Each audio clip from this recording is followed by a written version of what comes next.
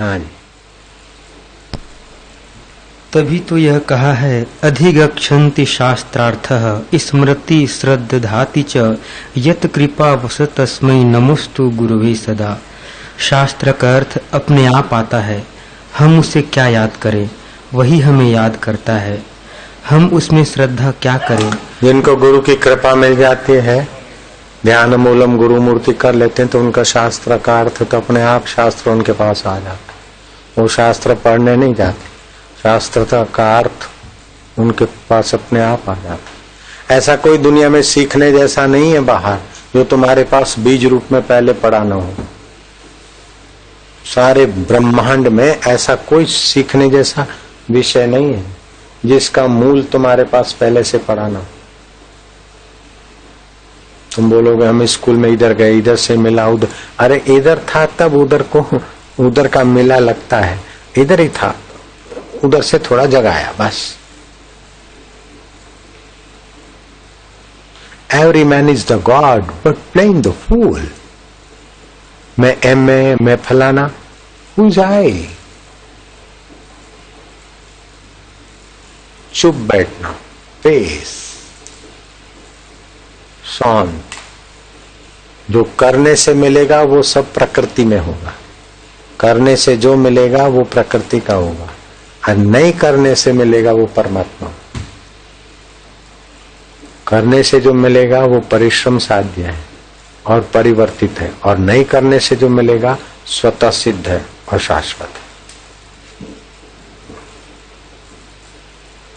तो नींद में से उठे कुछ ना करे, देखो परमात्मा मिला मिलाया है, चाहो फिर मन इधर उधर जाए, ओम शांति। ऐसा 1-2 मिनट 4 मिनट गुजार के फिर गंदा मुंह लेके ज्यादा देर नहीं बैठना चाहिए, स्वास्थ्य के लिए अच्छा नहीं। दातुन वातुन करके अपना प्राणायाम करके जप तप करके फिर बीच में शांत हो जाए, फिर थोड़ा ध्यान भजन करके फिर कुछ ना करे, शांत और संलग्न रहे न तो ज्यादा लाभ होता है, कंटिन्यूटी रहती है। अभी हम तो 4 महीने हांगकांग रहे, 4 डे इधर आए, और 4 डे में भी एवरी डे 4 आवर्स, तो 16 आवर्स हुआ। और 16 आवर्स में इतना है तो 216 आवर्स में कितना हो जाए कंटिन्यूटी हो तो 16 करके 216 करे तो इतना होगा, लेकिन कंटिन्यूटी होगी तो कितना करना, ऐसा होता है। जैसे परमात्मा की प्राप्ति अनेक जन्मार्जित पुण्य से होती है, वैसे ही गुरुदेव की प्राप्ति भी भाग्य से ही होती है। गुरुदेव के मानसिक संकल्प से भी शिष्यों के उद्धार की बातें शंकर दिग्विजय आदि ग्रंथों में आई है। गुरु का मानसिक भावना होता है, इनका भला कहो, इस भाव से वो बोलते हैं तो शुद्ध संकल्प होते हैं, शुद्ध हृदय होता है। तो हमने जो कथा सुनी गुरु के मुंह से वो तो हम भूल गए, लेकिन गुरु ने जो कथा की हमारे भलाई के लिए, तो भलाई का संकल्प तो हमारा काम कर रहा है। हमारे गुरु के चरणों में हम बैठते थे, तो जब गुरु जी बोलते थे तो काहे के लिए बोलते थे? कोई हमसे पैसा लेना था या हमारे में कोई था जो गुरु जी सीखना चाहते थे? गुरु जी जब भी बोलते थे तो हमारा भला के भाव से बोलते थे। तो जो बोले वो सब तो याद नहीं रहा, लेकिन सब समय जो बोले वो संकल्प तो गुरु जी का हमारे हित का काम कर रहा है ना। इसका भला हो, इसको ज्ञान हो, इसकी उन्नति हो, तो ये भी बहुत काम करते। विवेकानंद ने कहा कि सत्संग की तुम सारी बातें भूल जाओ, फिर भी सत्संग अगर कोई सत्पुरुष करते हैं तो उनका सत्य संकल्प है, आपके मंगल की भावना से करते हैं, तो उतना तो मंगल होना ही है। गुरु जी तुम तसल्ली न दो, सिर्फ बैठे ही रहो, महफिल का रंग बदल जाएगा, गिरता हुआ दिल भी संभल जाएगा। तो उनके नजीक बैठने से भी हमारा चंचलता, हमारा खान पान पानी चाय सब संयम हो जाता है। 5 कर्म इंद्री, 5 ज्ञान इंद्री, 10 और 11वां मन सब ऐसे ठीक लाइन पे आ जाते। नहीं तो अकेले में उनको लाइन पे लाओ तो 1 घंटा मुश्किल हो जाएगा, और गुरु के सामने तो 2 घंटे हंसते खेलते चले जाते। उतनी देर तो झूठ नहीं बोलते, उतनी देर तो पाप नहीं करते तो कितना ऊंचा फायदा होता है गुरु का सानिध्य से। चित्रम वट तरुर्मूले वृद्धा शिष्या गुरुर्युवा गुरुस्तु मौनम व्याख्यानम शिष्यास्तु क्षीण संशया।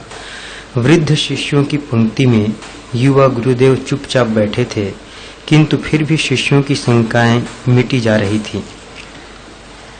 गुरुओं की महिमा बड़ी विचित्र है, जो शिष्य को भी किसी दिन गुरु बना देती है। श्रीमद् भागवत में लिखा है, ब्रूयुः स्निग्धस्य शिष्यस्य गुरुवो गुह्यमच्युत। शिष्य में स्नेह हो तो गुरु गुप्त से गुप्त रहस्य बता देते हैं। गुरुदेव को गौ और शिष्य को बछड़ा बताया गया है। श्वेतास्वर उपनिषद का अंतिम श्लोक गुरु तथा देवता की समानता स्पष्ट करता है। यस्य देवे परा भक्तिर यथा देवे तथा गुरु। जैसी भक्ति की आवश्यकता देवता के लिए है, वैसे ही गुरु के लिए भी। शास्त्र वाक्य में गुरु को ही ईश्वर के भिन्न रूपों ब्रह्मा, विष्णु, महेश्वर के रूप में स्वीकार किया गया है। गुरु का कार्य अत्यंत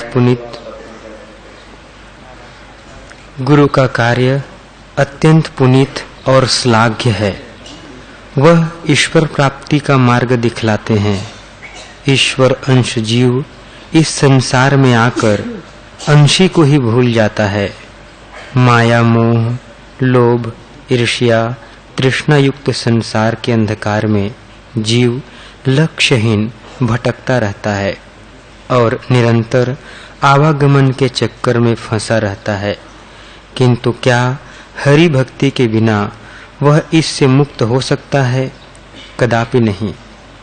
जिस प्रकार बालू से तेल नहीं निकल सकता, पानी के मथने से घी नहीं निकल सकता, उसी प्रकार हरि भजन के अभाव में संसार सागर का संतरण नहीं हो सकता।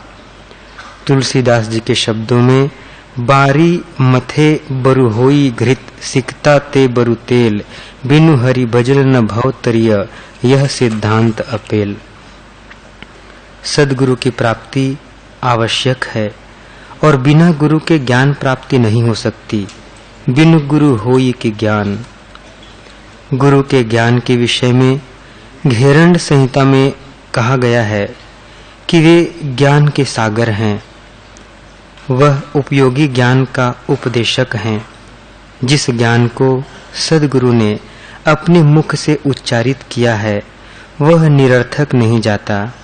इसीलिए गुरुदेव की सेवा मनसा वाचा कर्मणा करनी चाहिए। वह ज्ञान का भंडार हैं।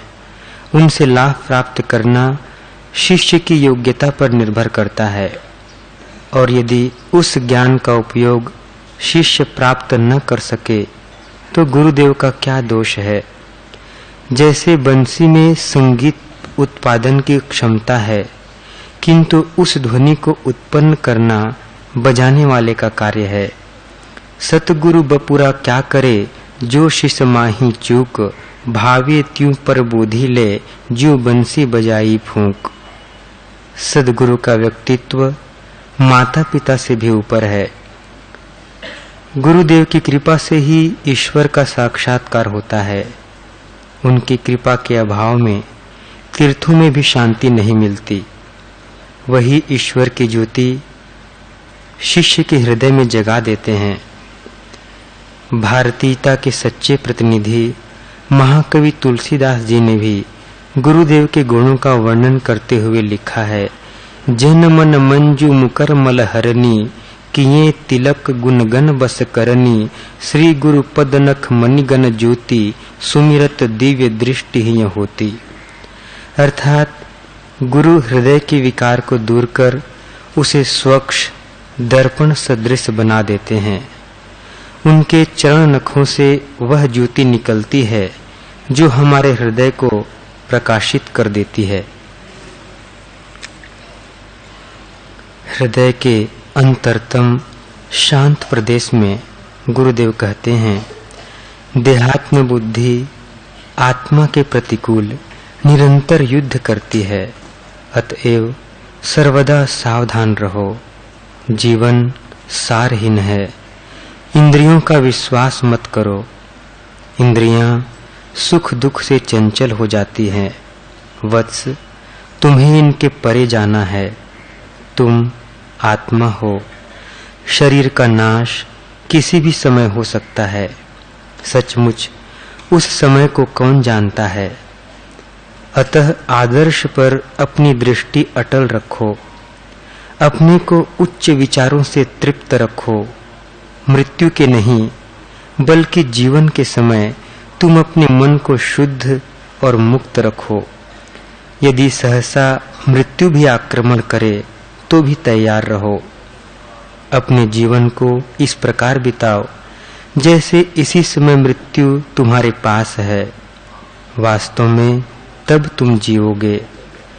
समय शीघ्रता से जा रहा है, परंतु तुम इस परिमित समय को अनंत बना सकते हो। यदि अमर भावों की कल्पना करो, यदि इस पृथ्वी पर आदर्श जीवन नहीं बिताओगे तो मृत्यु के वश होने पर पश्चाताप करोगे। यह यदि शब्द ही अज्ञान तथा दुख का कारण है। अपना आदर्श जीवन नहीं बिताएंगे तो मृत्यु कभी भी आ सकती है। अपना उद्देश्य ऊंचा रखो। ओम ओम। ये दुख सुख अनित्य है। ओम ओम। अहम अनित्य है। प्रकृति के पदार्थ अनित्य है, लेकिन इसका मेरा स्व अहम प्रकृति के वस्तु की शरीर की प्रतीति होती है। अहम का अनुभव होता है और स्व तो सदा है साक्षी। सुषुप्ति में अहम नहीं रहता है। निवृत्ति में प्रकृति के पदार्थ नहीं रहते हैं, लेकिन स्व सदा रहता है। मैं अपने स्व स्वरूप में नारायण में हूँ। ओम शांति। ओम आनंद। ओम ओम ओम। थोड़ी देर जपते जाओ। ओम ओम। भ्रू मध्य में देखते जाओ।